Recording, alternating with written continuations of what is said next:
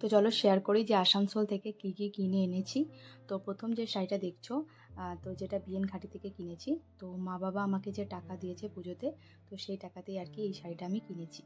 আর এখন যে শাড়িটা দেখছো সেটা আমরা কিনেছি শাশুড়ি মায়ের জন্য। আর এই লং ড্রেসটা নিয়েছি আমি, মানে আর কি সুমনি আমাকে কিনে দিয়েছে। আর এই যে কুর্তি আর লেগিংসটা দেখছো দুটো, তো একটা বৃষ্টি আর একটা সানার জন্য, যেটা জুডিও থেকে কিনেছি। আর এই পারফিউমটাও জুডিও থেকে নিয়েছি। আর স্ট্রিট শপ থেকে যেগুলো নিয়েছি সেটা চলো শেয়ার করি। প্রথমে নিয়েছি ফ্রিজের উপরে যে কাভার, ওটা একটা হচ্ছে আমার মায়ের জন্য, আর একটা হচ্ছে আমার ননদ বুলটিদির জন্য। তারপরে আমি নিয়েছি এই নাইটিটা। আর তিনটে নিয়েছি এরকম ছোট যে ওড়না টাইপের হয়, স্টল যেগুলো বলে।